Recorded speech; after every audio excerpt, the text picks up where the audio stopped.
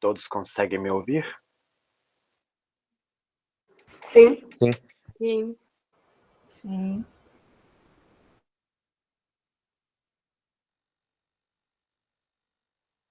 Mestre amado Jesus, neste momento voltamos nossas mentes para Ti, buscando sublimá-las, buscando as belezas que o Senhor veio nos guiar. Agora buscaremos o conhecimento da tua doutrina, das tuas palavras, que ele possa penetrar fundo ao nosso coração, transfigurar nossa alma, limpando-a dos vícios a partir do trabalho.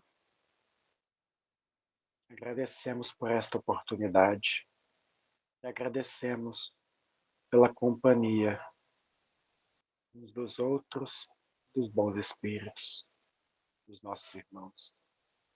Obrigado, Mestre. Que assim seja.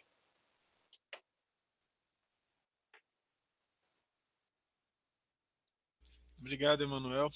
Todos estão ouvindo bem? Então vamos. Sim. Sim.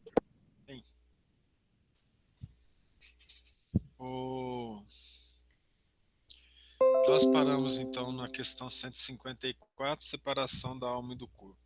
É dolorosa a separação da alma e do corpo? Só para avisar que tem uma parte do livro dos médiuns e do livro Céu e Inferno que fala sobre processo de desencarnação. Como que ocorre a desencarnação? Lá o Kardec conta vários tipos. No livro Céu e Inferno ele fala desencarnação de espíritos felizes, de espíritos mais ou menos evoluídos, de espíritos pouco evoluídos. Não, o corpo quase sempre sofre mais durante a vida do que no momento da morte. A alma nenhuma parte toma nisso. Os sofrimentos que algumas vezes se experimentam no instante da morte são um gozo para o espírito que vê chegar o termo do seu exílio. E aqui a gente vê a bondade de Deus, né? Muitas vezes, para evitar a revolta do seu filho, que ainda não tem o conhecimento da parte espiritual, Deus deixa uma doença no final da vida. E a pessoa começa a pensar na morte, o corpo começa a agir de forma diferente, né? Então, a pessoa pega uma doença de 1 ano, 6 meses, 1 mês, uma doença muito dolorosa, muitas vezes um câncer, uma doença terminal, uma pancreatite, né, os processos cardiogênicos, cardiopáticos, né, vamos dizer assim. E aí, nesses momentos que antecede a morte, esse espírito entra mais em contato com o lado espiritual e começa a enxergar o lado espiritual. E aí, apesar de a morte acontecer, aquele sofrimento que ele tem antes da morte, na verdade, ele considera que a morte é o alívio, porque ele está saindo desse sofrimento, ele está saindo dessa dor. Algumas vezes isso é verdade até para os parentes, né? Alguns parentes vendo as pessoas sofrerem no final da vida, elas assim veem a morte como um momento em que a pessoa conseguiu fugir a esse sofrimento, conseguiu se esvair da dor que estava sentindo no corpo, né? Em alguns momentos, alguns tipos de câncer, outros tipos de doença, só com morfina, ou até em casos raros aqui no Brasil é difícil acontecer, mas existe um aparelho chamado estereotáxico que se faz uma abertura no crânio, na região do mesencéfalo, coloca uma agulha lá e ativa o chamado sistema de analgesia do cérebro, que a pessoa fica sem sentir dor por 24 horas ou 48 horas, depende da situação, mas que são casos raríssimos em que a dor é insuportável. Uma osteomielite, por exemplo, é uma dor muito difícil de suportar. E aí o desencarne acaba sendo um alívio, né? E a pessoa chega no plano espiritual aliviada, agradecendo pelo desencarne. Na morte natural, a que sobrevém pelo esgotamento dos órgãos em consequência da idade, o homem deixa a vida sem o perceber. Aqui no Brasil a gente fala morre como um passarinho, né? É uma lâmpada que se apaga por falta de óleo. Aí a pessoa nem percebe, né? Dorme, acorda, morreu, tá morto, acordou morto. Mas a gente pode falar que para o não espírita acordar morto pode parecer um contrassenso, né? Mas para o espírita não, a pessoa pode acordar e o corpo está morto, né? Como se opera a separação da alma e do corpo? Nós temos explicações do André Luiz de várias formas, né? Nos vários livros do André Luiz ele explica essa separação. Tem casos, por exemplo, como uma discípula do Dr. Bezerra, que ela mesma, devido à evolução espiritual, ela fez o trabalho de separação dos laços que aprendiam no corpo. Outros precisam de ajuda até um certo ponto, e como o apego à matéria é muito grande, então eles acabam precisando de ajuda para romper o cordão prateado, né, que é o mais forte, que está ligado no centro coronário. Outras vezes todo o processo é feito por uma equipe espiritual. Outras vezes é importante que o indivíduo fique no corpo até um determinado tempo. Então, cada morte é uma característica diferente, mas a morte parece, ao que os espíritos nos falaram e nos mostraram, mais simples do que a reencarnação. A preparação da reencarnação é mais complexa, mais difícil e algumas vezes mais dolorosa, né? Porque o espírito vai se separar dos amigos espirituais, daquelas pessoas que ele tem contato no plano espiritual, onde ele está vivendo uma certa alegria, e ele está vindo para sofrer, né? É uma situação mais complicada. Outros os laços que a retinham, ela se desprende. Então, esses laços são vários, né? A nosso corpo espiritual prende-se célula a célula com o corpo material. E existem os centros energéticos do corpo, em que os laços são mais fortes. E o centro coronário, o fio prateado que fica na cabeça, ele tende a romper como o último rompimento. Quando acontece isso, algumas vezes as pessoas estão acostumadas a acompanhar a morte, elas percebem que imediatamente o cadáver entra em rigidez e esfria rapidamente, o que caracteriza a morte e o rompimento desse laço prateado. Uma boa noite para quem entrou depois, eu não falei, tá? A separação se dá instantaneamente por brusca transição? Haverá alguma linha de demarcação nitidamente traçada entre a vida e a morte? Não, a alma se desprende gradualmente. Não se escapa como um pássaro cativo a que se restitua subitamente a liberdade. Aqueles dois estados se tocam e confundem, de sorte que o espírito se solta pouco a pouco dos laços que o prendiam. Esses laços se desatam, não se quebram. Não é todo caso assim, mas porque o intervalo de tempo não foi definido aqui, né? Mas quando ocorre uma morte, por exemplo, por acidente de carro, em que o indivíduo está lá a uma velocidade de 120, 130, 140, a maioria dos acidentes fatais ocorre a 40 km por hora, por causa do freio, né? A pessoa tende a frear. Aquele que não freia, a chance de sobrevivência é muito pouca, né? Aí o cara já bate, o corpo fica preso pelo cinto e o espírito já está lá na frente, esperando o carro vir capotando na direção dele, né? Aí é muito rápido. Acontece isso. Mas na maioria das vezes não, aos poucos. Inclusive o processo de morte vai acontecendo aos poucos, né? O envelhecimento ele já é um processo natural de morte. A pessoa vai perdendo a fome, vai perdendo a vontade de comer, vai diminuindo o metabolismo, vai sentindo mais frio, e aí a tendência é que ela está indo em direção à preparação para o mundo espiritual. Durante a vida, o espírito se acha preso ao corpo pelo seu envoltório semimaterial ou perispírito. A morte é a destruição do corpo somente, não a desse outro invólucro. que do corpo se separa quando cessa neste a vida orgânica. A observação demonstra que, no instante da morte, quando o Kardec fala observação é porque os médiuns foram contando para ele, tá? E os espíritos também através dos médiuns. O desprendimento do perispírito não se completa subitamente, que ao contrário se opera gradualmente com uma lentidão muito variável conforme os indivíduos. Quanto mais apegado à matéria, mais lento. Em uns é bastante rápido, podendo dizer-se que o momento da morte é mais ou menos o da libertação. Em outros, naqueles sobretudo cuja vida foi toda material e sensual, o desprendimento é muito menos rápido, durando algumas vezes dias, semanas e até meses, o que não implica existir no corpo a menor vitalidade. Ou seja, o indivíduo já separou o perispírito do corpo, mas ele continua ligado ao corpo pela atração da matéria, né? Nem a possibilidade de volver à vida, mas uma simples afinidade com o espírito, afinidade que guarda sempre. Essa atração é no sentido dele querer estar pegado ao corpo, né? Não tem nada que mais o ligue. Não, é uma atração um tanto psicológica, vamos dizer assim, com a preponderância que durante a vida o espírito deu à matéria.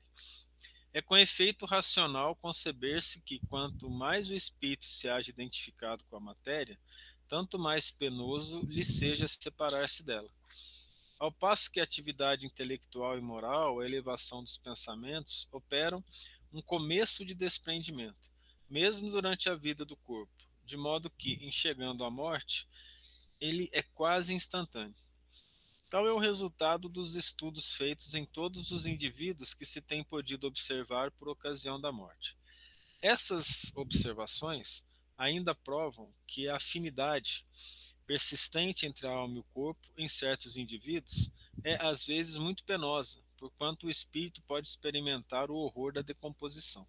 Esse é um fato que o próprio André Luiz conta, né? Muitas vezes. Neste caso, porém, é excepcional e peculiar a certos gêneros de vida e a certos gêneros de morte. Nós podemos dizer que o suicídio é uma delas. E verifica-se com alguns suicidas. Vou fazer um esqueminha aqui.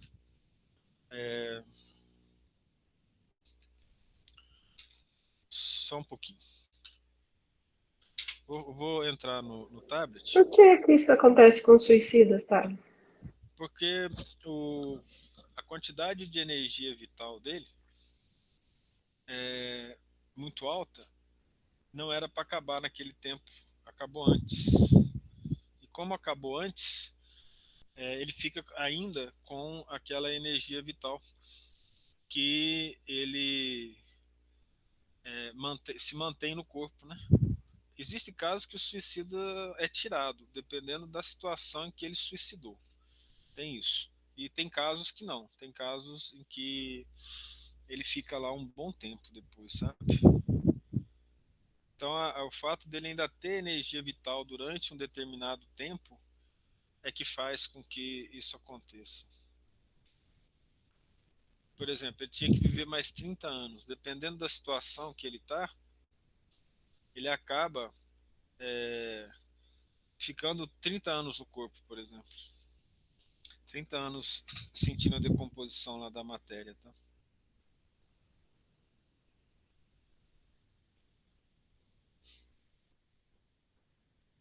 Vou Ô, compartilhar. Thales, esses anos depois da morte, no caso aí do espírito ficar junto ao corpo, um ano é a mesma coisa que é pra gente? No caso desses espíritos é mais, a sensação é maior, é a sensação de que é quase infinita, por isso as penas eternas. E no caso dele se arrepender, a pena diminui? O tempo diminui, quer dizer? Sim, arrependimento, oração, humildade diminui bastante. Depende muito da mente do espírito. Acontece que é muito difícil para ele se arrepender, porque se arrepender assim, né, a mente é muito forte. Então a tendência dele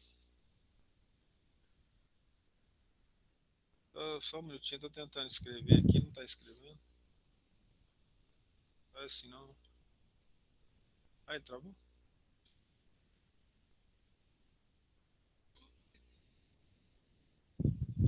Aqui vai dar. Mas não tá aberto. Ele tá no modo de leitura. Não. Tá dando pra te ouvir. Você tá falando? É que não dá pra ouvir.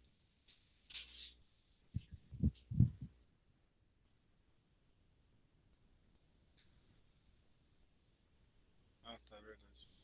Obrigado, filho. Ó, vou fazer aqui, ó. Não, mas não abriu.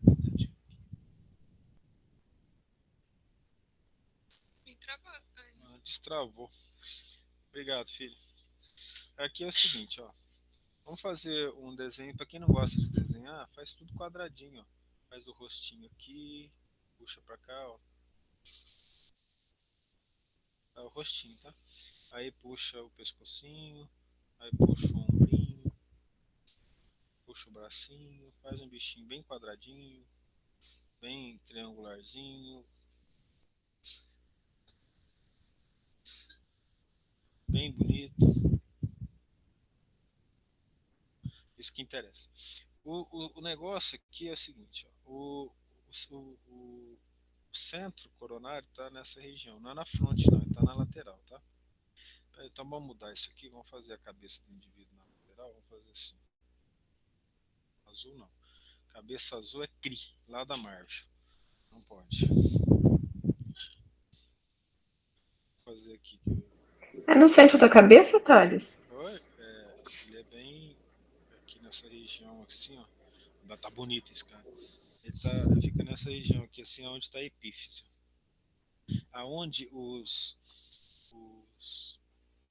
hindus falam que você tá o terceiro olho, que assim, nesse nível mais ou menos aqui entre as duas sobrancelhas e lá no fim. Aí aqui esse centro coronário, então tem o centro coronário, tem o centro frontal, que é o centro cerebral, tem o centro laríngeo, tem o centro cardíaco,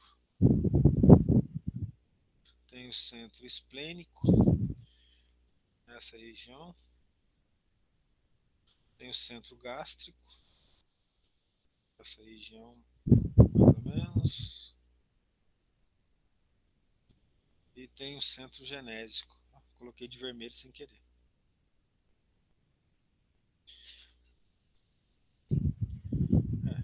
Aí, o que acontece? O perispírito, por exemplo, tá ligado aqui, um outro corpo, por exemplo, igual a esse aqui, ó, a ligação do perispírito é célula a célula. O indivíduo que está aqui do lado, bonitinho, é o mais bonito que o outro, assim, ó, ele tá é a mesma coisa, o nosso perispírito. O perispírito não é tão feio assim, não. Mas assim, item a item. A ligação ela é item a item. Então a ligação é assim. Esse aqui, não é esse não. Esse aqui, por exemplo, centro coronário, tá ligado no centro coronário. Então aqui é que tá ligado. Aí, só que os outros fios são fios muito tênues. Então, por exemplo, os fios são menores, a força não é tão grande assim. A ligação do laríngeo, a ligação do cardíaco, a ligação do esplênico, a ligação do gástrico, são ligações mais frágeis. Aí durante a morte, o que acontece aqui, vou pegar deixa eu ver aqui, uma cor bem, essa cor aqui. O que acontece aqui é o rompimento, né? Esse rompimento aqui, ó, rompe esse, rompe esse, rompe esse, rompe esse, rompe esse, rompeu tudo, célula a célula. Esse aqui fica por último, é o mais grosso, é o mais complicado. Quando você fala célula a célula, dentro do uma ligação do energética da corpo célula. todo ou só nessa área Não, do centro? o corpo todo. Aí essa aqui é a principal. Ó. Aí quando ele se desfaz, acabou a vida. Aí normalmente quando isso aqui quebra, quando ele é desligado aqui, ó, aí a vida acaba. Aí esse corpo tende a ficar com a menor temperatura, tudo. Aí destitui-se o que era a vida orgânica. E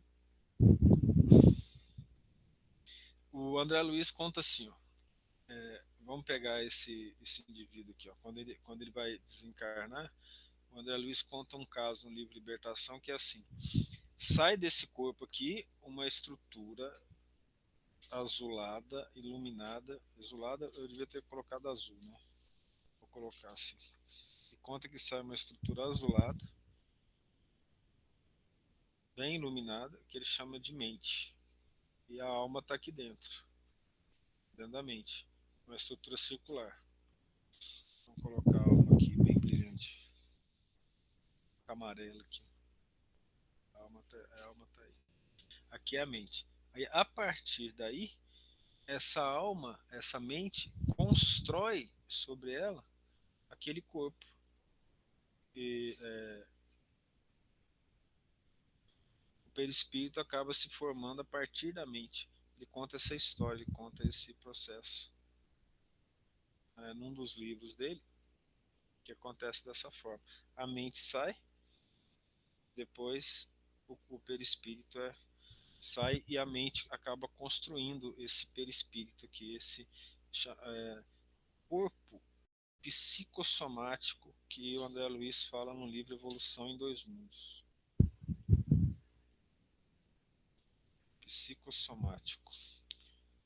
E que é o perispírito, que é chamado de corpo espiritual. É o nosso veículo de manifestação no plano espiritual. Ele chama veículo de manifestação. Então, um veículo de manifestação encarnado é o corpo material. O veículo de manifestação no plano espiritual, imediatamente à Terra, é o perispírito. E o perispírito, por sua vez, tem um outro corpo dentro dele, que é corpo mental. Professor, mas o perispírito não morre? Não do que nós conhecemos, mas ele evolui para um corpo mental. Então, esse perispírito aqui, ó, ele evolui para um corpo chamado corpo mental. Aonde nós vamos encontrar a referência a esse corpo? Nós vamos encontrar no próprio livro Nosso Lar. Quando o André Luiz sonha com a mãe, ele está sonhando com o perispírito. Aí ele se vê no outro corpo mais leve, mais rápido, mais ligeiro, e ele vai encontrar com a mãe nesse outro veículo de manifestação. Então, o veículo de manifestação lá no plano espiritual, nos sonhos, ocorre com o corpo mental. Então, eles sonham, eles desdobram, igual a gente pode se desdobrar aqui com muito mais facilidade, e eles visitam outros locais com esse corpo mental que é mais sublimado. Então, a partir de um corpo, vai construindo outro corpo. De acordo com só um minutinho, dona Maria Ângela. De acordo com os estudos hindus, são 7 corpos de manifestação até a sublimação, até não precisar mais de corpo, até o espírito puro. Fica à vontade, pode falar. Não sei se eu não entendi bem, se eu perdi alguma coisa, mas nós não temos do nosso perispírito já encarnados, quando encarnados? Sim. Porque ele precisa construir um outro. São vários corpos que são construídos por causa da evolução na sublimidade. A gente não tem que desfazer o perispírito para fazer outro, ele vai sendo construído ao mesmo tempo, para que a alma possa se manifestar. O perispírito ainda é matéria, e a alma não consegue agir diretamente na matéria. Ela tem que agir na parte mais sutil, vamos dizer assim. Então nós temos vários corpos, como se fossem várias vestimentas. E a gente vai construindo um a partir do outro. Por exemplo, o animal, ele tem um perispírito muito frágil, ele não consegue ficar muito tempo no plano espiritual, então ele tem que reencarnar quase que imediatamente. Ele passa a ter um perispírito mais, vamos dizer assim, bem feito quando ele se torna homem. para ele poder se manifestar no plano espiritual. Nesse plano espiritual, imediatamente a Terra, né? No plano espiritual acima, aí precisa de outros veículos de manifestação. É como se o perispírito ele não suporta esferas muito evoluídas. O corpo psicossomático do perispírito nosso relacionado à carne, por isso que ele é chamado de perispírito. Se a gente for pensar pela palavra, até o corpo mental é um perispírito, né? Então ele está chamando de corpo psicossomático e o outro corpo é o corpo mental. O Paulo fala, né, numa das cartas dele, fala, há corpo animal e há corpo espiritual. Ele já fala que existe um corpo espiritual, eles já sabem disso. Essa manifestação. Obrigada. Né? O que acontece é que dentro, quando a gente vai nascer, vamos dizer assim, a gente recebe uma quantidade de energia, que é a energia vital, vocês devem lembrar disso, né? O fluido vital. A gente então tem essa energia, vamos dizer que ele seja essa coisa vermelha aqui. Ó. Então esse fluido vital, ele vai se esgotando, né? Então o indivíduo mais velho, ele tem menos, isso aqui é menos, tem menos energia, vamos dizer assim. Esgota-se com o tempo. A gente reencarna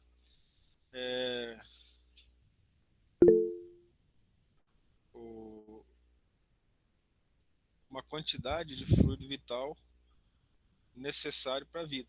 O Kardec fala isso, alguns parece que tem mais vida, outros parece que tem menos vida, que seria essa energia, né, dessa vida, assim, vamos dizer. Então, o que acontece aqui é que uma pessoa mais idosa, por exemplo, ela está com o fluido vital esgotado quase, tem pouco. Quanto maior for essa, vamos dizer, essa quantidade aqui, vamos dizer, o jovem ó, tem a grande quantidade de fluido vital, o idoso não tem, né? Ele vai perdendo isso. Aí o indivíduo tem que, o corpo dele tem que zerar esse fluido vital. E ele é tanto mais apegado, ele é tanto mais grosseiro, quanto mais o indivíduo é ligado às coisas materiais. Né? Vamos falar assim. Aí o indivíduo, quando ele vai morrer, por exemplo, vou botar isso aqui, quer ver? Quase nada aqui, ó.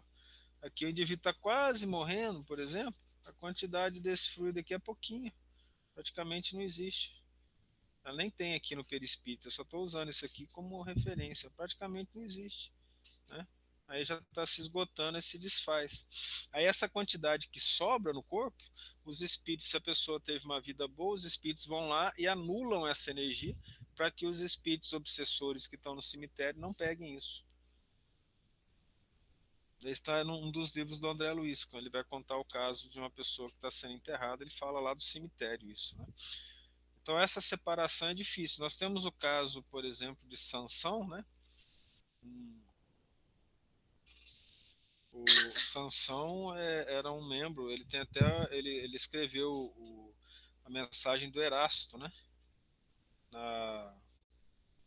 Lá no Evangelho segundo o Espiritismo. E aí o que acontece? Esse Erasto, discípulo do discípulo de São Paulo, é um espírito muito evoluído. Então, Sansão é um espírito evoluído. Aí o Sansão desencarna, ele vai manifestando na Sociedade de Estudos Espíritas de Paris, contando como é que está sendo a desencarnação dele. Ele vai ajudando lá, vai falando lá. Ó, Thiago, pode falar, fica à vontade. Não sei se foi só o Thiago que Thales, levantou a mão. eu tô com duas perguntas sobre o fluido vital. A primeira é se o fluido vital ele influencia alguma coisa, se ele tem alguma coisa a ver com a pessoa que é introvertida ou extrovertida, uma tendo mais fluido vital que a outra. E outra dúvida é como que o fluido vital influencia nas ações da pessoa? Porque eu vejo, por exemplo, algumas amigas da minha avó e elas são muito mais ativas do que muitos amigos meus. E elas têm o triplo da nossa idade. Então, imagino que elas tenham menos fluido vital. Você Não, conseguiria explicar? menos sim, mas a questão é que você está confundindo essa vivacidade, né? O fluido vital ele está associado com uma energia que o indivíduo tem para viver. Só que a gente gasta tanto mais quanto mais a gente desgasta o corpo. Então, uma doença gasta mais fluido vital, por exemplo. Se a pessoa teve doença a vida toda, a tendência é diminuir, sabe? Bastante.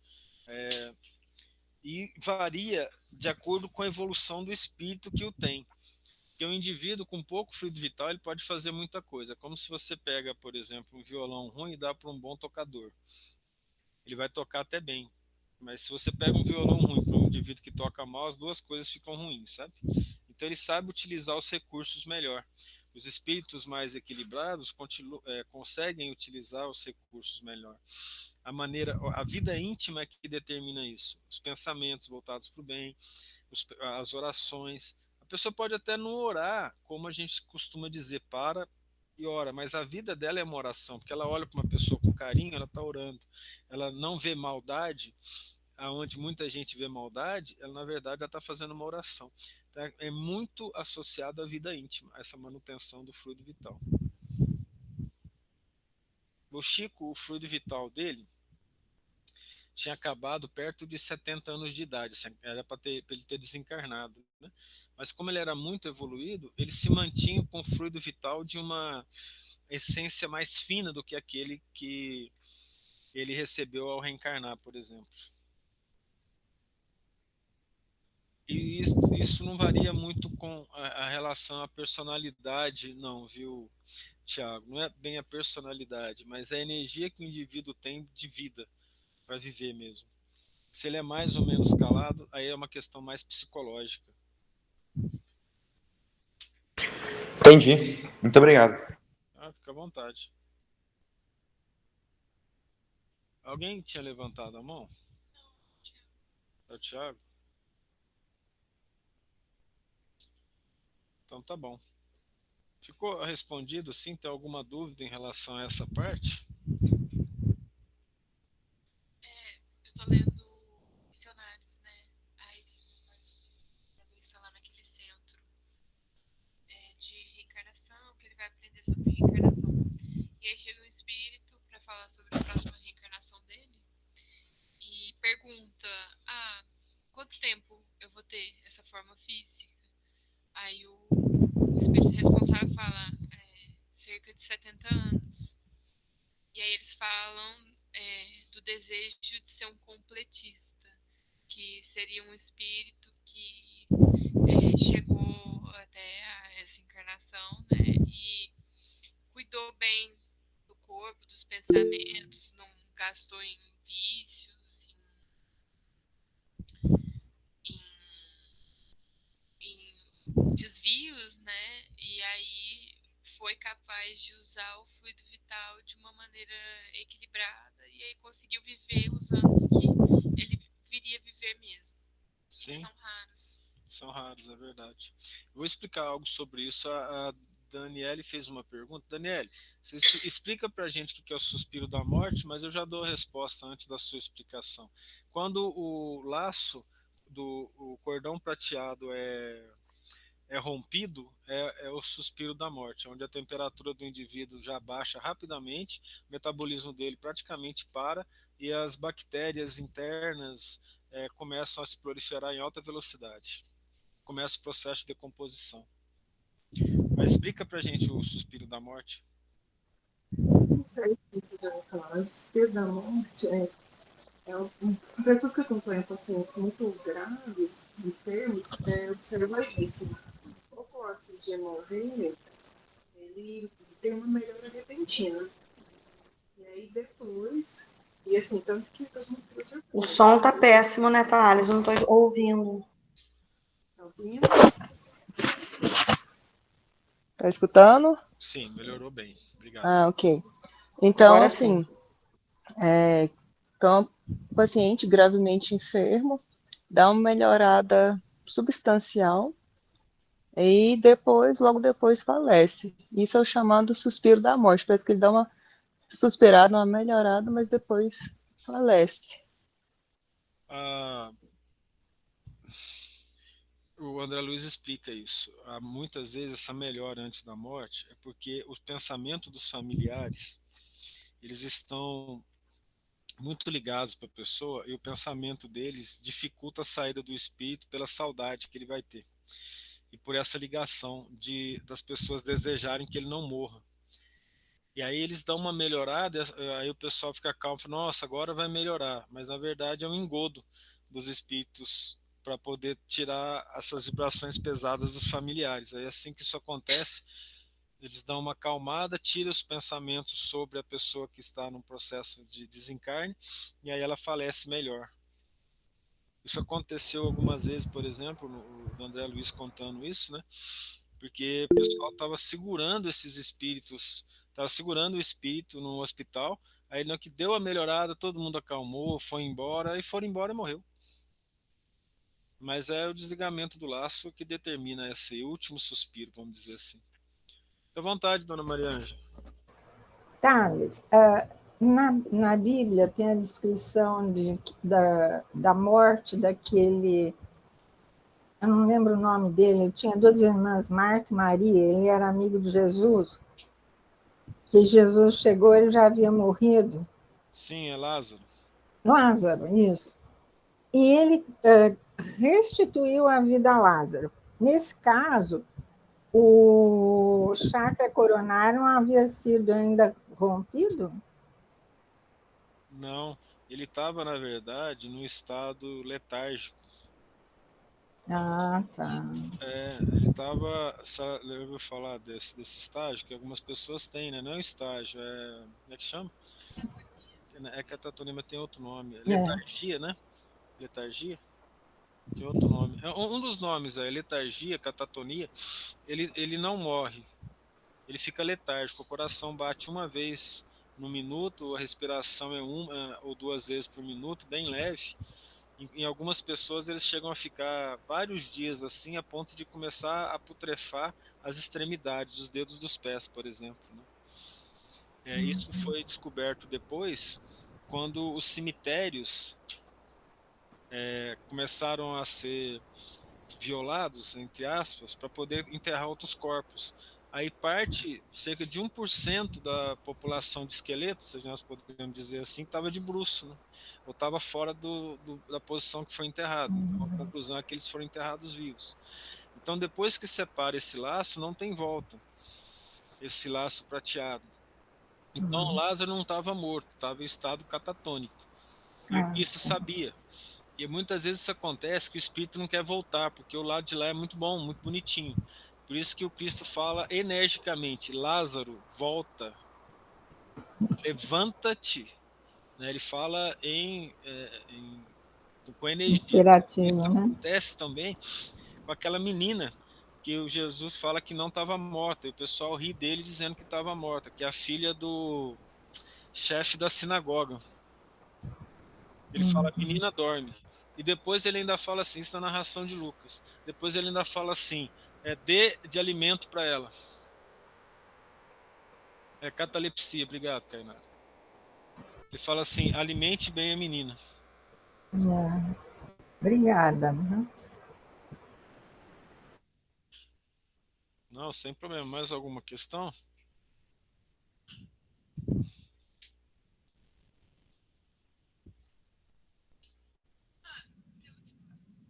Pronto. Meu microfone não tá funcionando. Tá sim. A minha bisavó, ela tava doente já faz um tempinho. Só que ela tinha muitos filhos, e os filhos eram, assim, muito ligados a ela. Eu não lembro muito bem o que ela tinha, eu tinha uns 13 anos. Mas ela já estava acamada, já estava precisando de oxigênio, e aí ela começou a ficar internada, né? Pra melhorar. E aí os filhos estavam muito apegados a ela e tudo.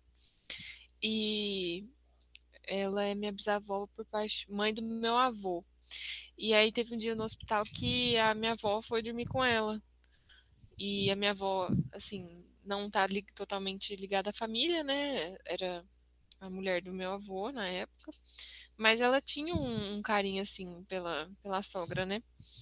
E aí ela foi lá, a minha bisavó reconheceu ela, falou, nossa, que bom que você veio, que fazia tempo que elas não se viam e tudo. E aí ela só entrou em processo ativo de morte quando a minha avó foi, porque aí não era nenhum dos filhos, sabe? dormindo com ela. E aí a minha avó acompanhou todo o processo.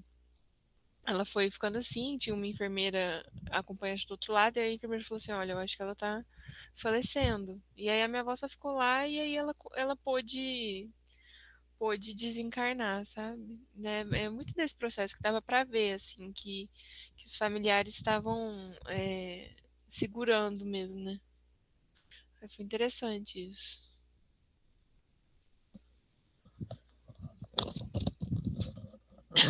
Obrigado, Maria. Nesse caso, é bom que fica um caso real, né? Nós temos uma situação assim de desencarne de energia vital no livro, eu acho que é o livro Libertação, em que Dimas, se eu não estou enganado, vai desencarnar e o André Luiz pergunta se ele estava desencarnando na hora certa. Agora não tenho certeza se é ele. Aí o mentor explica, não, ele está desencarnando antes, né? Aí o André Luiz fica assim, nossa, mas ele com toda essa proteção nossa, essa ajuda, e eu desencarnei também fora de hora, porque fui suicídio involuntário, não tive nada dessa ajuda. Então o mentor pegou esse pensamento do André Luiz e falou assim, André Luiz falou para o André, né, que as coisas são diferentes, e que ele estava desencarnando antes, porque ele havia gasto o fluido vital nas várias noites em claro em que ele estava visitando os doentes, atendendo as pessoas necessitadas, fazendo caridade. Então, é que a vida dele, no menor espaço de tempo, acabou tendo uma qualidade maior do que num maior tempo, por exemplo, assim, comparando com o André Luiz, né? Então, isso varia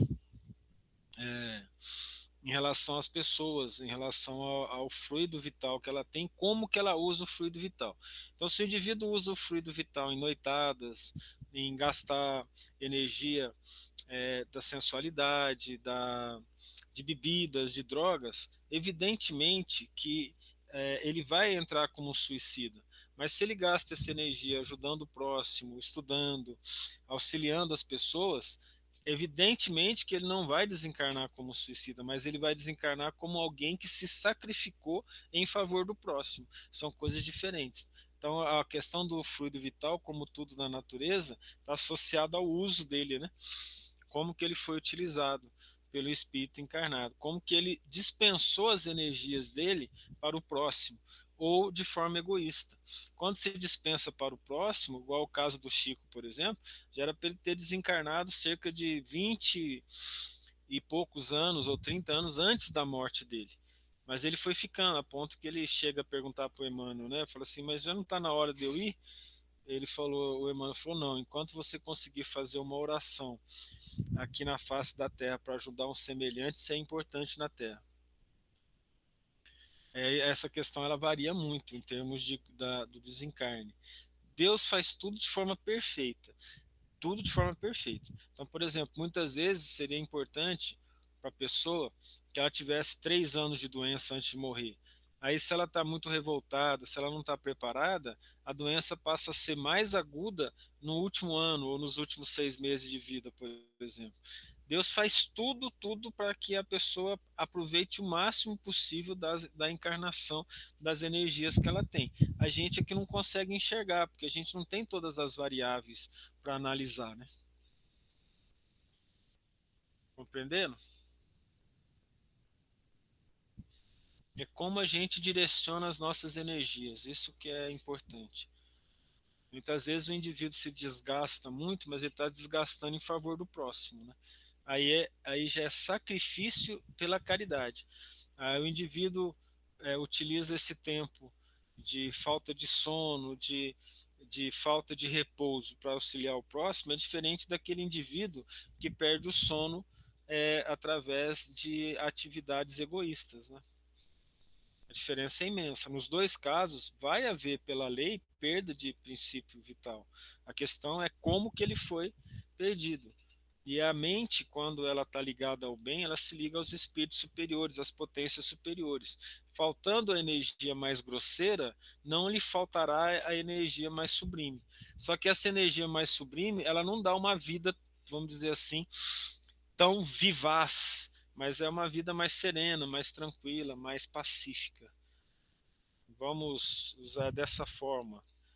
as palavras para entender assim: o indivíduo se ligou às potências superiores, faltando a energia da vida material, ele consegue repassar e absorver aquelas energias mais sublimes. Tudo bem?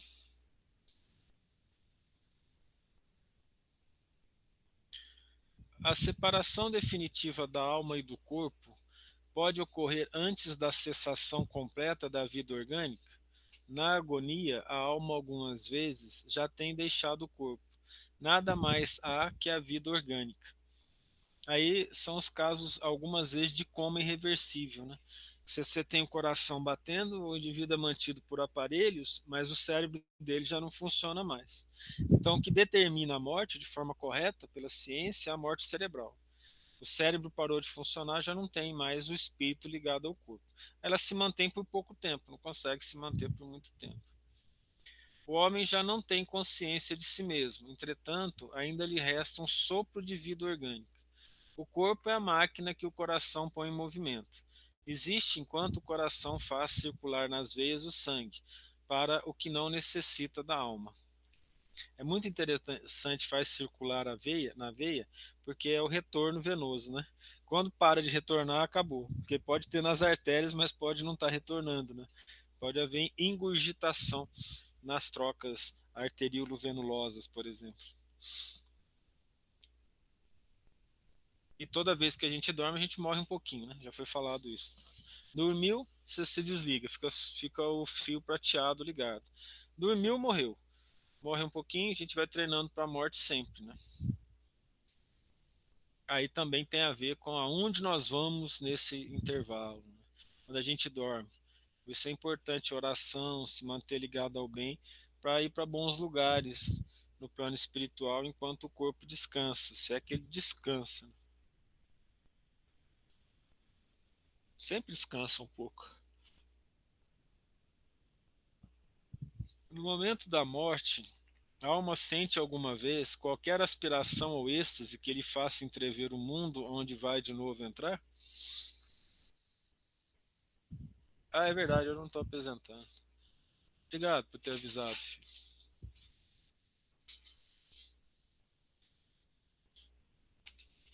Muitas vezes a alma sente que se desfazem os laços que a prendem ao corpo. Emprega então todos os esforços para desfazê-los inteiramente. Já em parte desprendida da matéria, vê o futuro desdobrar-se diante de si e goza por antecipação do estado de espírito. Algumas pessoas têm isso. Nessa narração que nós falamos, eu não me lembro o livro, quando André Luiz conta da discípula do Dr. Bezerra, né? Que ela já enxergava os espíritos, ela entrava no quarto, ela já sabia quem era, ela já via o mundo espiritual, ela já tinha contato com o mundo espiritual, né? Deve ser obreiros da vida eterna. Tudo bem?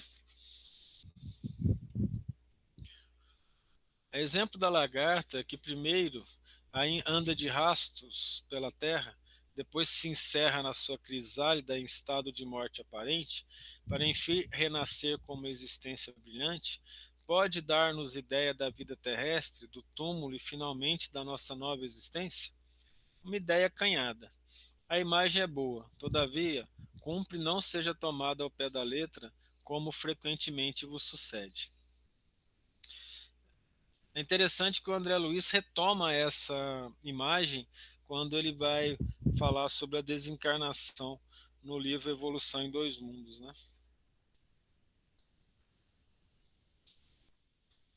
Tudo bem? Algum Sim. questionamento? De morte ninguém quer falar, né? Tá bom, então. Não se preocupa não, a gente lembra. Na hora a gente vai lembrar disso aqui. Eu acho. Ou não, né? Que sensação experimenta a alma no momento em que reconhece estar no mundo dos espíritos? Depende. Se praticaste o mal, impelido pelo desejo de o praticar, no primeiro momento te sentirás envergonhado de o haveres praticado. Com a alma do justo, as coisas se passam de modo bem diferente. Ela se sente como que aliviada de grande peso, pois que não teme nenhum olhar perscrutador. Ele está falando isso aí é desenvolvido depois no livro dos médiuns e no Céu e Inferno. Né? Porque o indivíduo que faz o mal, se os desencarnados, se as pessoas para quem ele fez o mal estão desencarnadas, elas estão lá espreitando ele sair, né? Para poder cobrar dele o mal que lhe foi feito. Né? Até antes disso acontecer, né? Num dos livros do André Luiz, tem um caso em que o indivíduo fala mal de um indivíduo que já morreu. O espírito é muito enegrecido. Né? Aí o espírito vai lá tomar satisfação com ele, né? Ele está deitado, tremendo, suando frio, morrendo de medo de sair do corpo, porque o espírito está lá explicando que estava esperando ele sair do corpo para tirar satisfação com ele, porque que ele havia falado mal dele. Missionários da Luz. Né? É uma situação interessante isso. Então, antes mesmo da morte, dependendo do que a gente fala, a gente já começa a pagar. Aí o indivíduo fala, nossa, deve ter sido a minha comida na hora do almoço. Não, foi o pensamento dele, né, que se expressou através da voz. E tem um caso também, o próprio missionário falando sobre um homicídio que uma pessoa cometeu, e aí a pessoa que ele matou o obsediou a vida inteira e foi envenenando ele aos poucos também, num processo de vingança, né? Então com certeza diminuiu o fluido vital, essas coisas, pelo embate dos dois. É bem lembrado isso, porque o processo de culpa, as manifestações da culpa pode diminuir o fluido vital, né? O indivíduo entra em ansiedade constante, não consegue dormir direito, tem insônia, e a falta de dormir costuma diminuir o tempo de vida, né?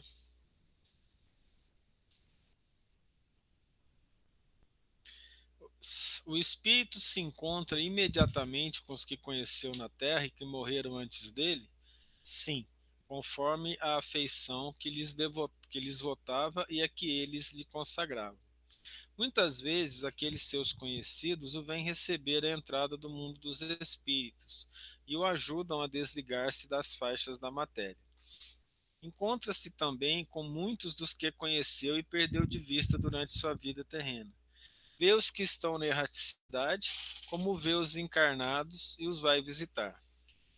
Essa é uma situação interessante que ela já acontece quando a gente está encarnado. Esses dias mesmo, me veio na cabeça umas alunas que eu tinha ajudado a fazer mestrado e a fazer estágio, quando eu lecionava em Goiânia, há muito tempo atrás, isso em 1997, 1998. E aí me veio na cabeça, falei, nossa, por que isso veio na cabeça agora? Aí uma delas que desencarnou veio falar comigo, falou assim, olha, aquelas coisas que você falou sobre espiritismo me ajudaram bastante quando eu desencarnei. Ela desencarnou quando ela foi ter a filha dela. A filha nasceu, ela faleceu logo depois. Ela comentou que aquelas conversas sobre espiritismo que a gente teve ajudou bastante no processo de desencarne. Ela falou assim: eu também faço parte do grupo de estudos na parte espiritual. A gente tem levado muitos espíritos para ouvir os estudos e nós temos também chamado a atenção durante o sono de muitas pessoas que guardaram os ensinamentos espíritas no coração, pessoas que não eram espíritas, mas que guardaram alguma coisa e a gente tem trazido para os estudos quando estão dormindo ou trazido à noite nos processos de conversa espiritual. Então, mesmo antes de desencarnar, a gente já tem contato com esses espíritos que a gente não lembrava. Eu, de fato, não lembrava. Aí eu falei, eu achei estranho ter vindo o pensamento na cabeça. Ela explicou, foi o pensamento, foi porque ela estava aqui. Uma ex-aluna minha que o sonho dela era casar e ter filho, né? E ela casou, teve uma filha e teve complicações no parto e acabou desencarnando com as complicações do parto. Mais um dos casos de espírito que a gente conheceu quando encarnado, que a filosofia espírita ajudou no processo de desencarnação, né? O que acaba sendo muito bom de uma certa maneira, porque qualquer coisa que a gente lê, que a gente puder lembrar, que os bons espíritos puderem trazer a memória nesses momentos difíceis, acaba ajudando. Daí a importância de pregar, né? Prega sem medo, fala respeitando os outros, mas não deixa de falar de Jesus, não deixa de falar de Deus, e não tenha medo de falar sobre as verdades espíritas. É muito importante que as pessoas entendam que a vida continua, que as responsabilidades continuam, que os trabalhos continuam, que a morte não interrompe, não nos transforma em pessoas boas nem más e não interrompe as nossas atividades para Deus. Basta a gente pensar no próprio universo, né? O universo é gigante, é imenso. E esse universo imenso, só da gente pensar nele, a gente vai ver que a humanidade não está restrita à Terra, né, gente? Só isso já é um raciocínio bonito, um raciocínio importante para a gente ter em mente e falar para as pessoas. Se a gente não quer falar de espiritismo, quando você fala do tamanho do universo, faz a pessoa questionar, né? Se ela, por que Deus faria um universo tão grande para um planeta tão pequeno, né? Para uma mentalidade tão tacanha como a nossa, a pessoa já começa a pensar fora dessa caixinha que ela vive, né? Essa caixinha é o egoísmo, né? É a própria vibração que ela cria em volta dela mesma. Algum questionamento?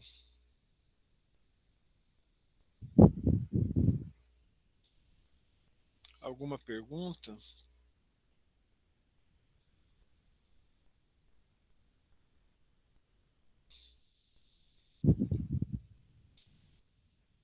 Ainda bem que existe o mundo espiritual, não é mesmo? Aqueles livrinhos lá do Emmanuel, da Fonte Viva, ele tem uma mensagem que fala sobre o pensamento, né? O nosso pensamento.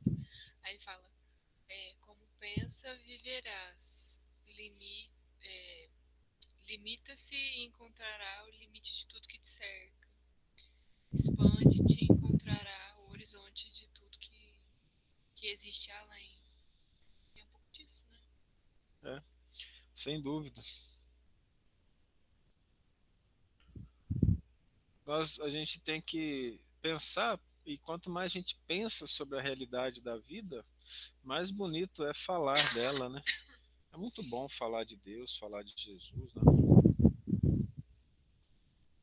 Então tá bom, chegamos mais ao fim de um estudo de apenas 1 hora durante a semana, do Livro dos Espíritos. Paramos na pergunta 161, né?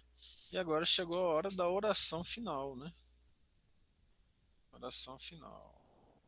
Vamos fazer oração final. Dona Maria Ângela, só pode fazer, por favor? Posso? Obrigado. Beijo a todos. Deus nos proteja. Até quinta para alguns, sexta para outros, domingo para outros.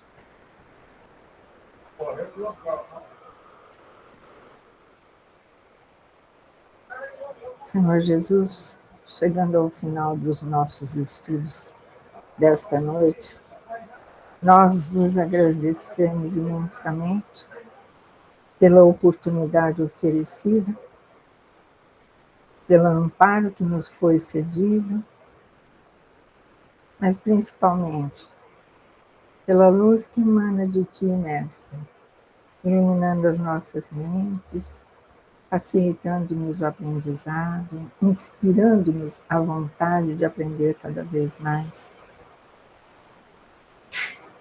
Permita que essa vontade não se extingua em cada um de nós e continuemos sempre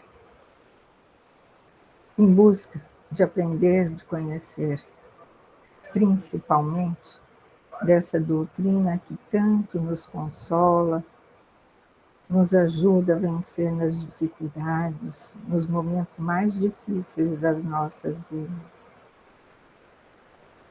É assim, com a prece que nos ensinaste, Jesus, encerramos os estudos desta noite. Pai nosso que estás em toda parte, santificado seja, Senhor, o teu nome. Venha a nós o teu reino de amor e de bondade. Seja feita a tua vontade, Pai, assim na terra, como em todos os mundos habitados. O pão do corpo e da alma dá-nos hoje e sempre. Perdoa as nossas ofensas e ensina-nos a perdoarmos a quem nos tem ofendido, com esquecimento de todo mal, pois teu é o reino, o poder, a luz e a verdade. Que assim seja. Obrigado. Eu esqueci de falar, para alguns até daqui a pouco. Boa noite para todos. Boa noite.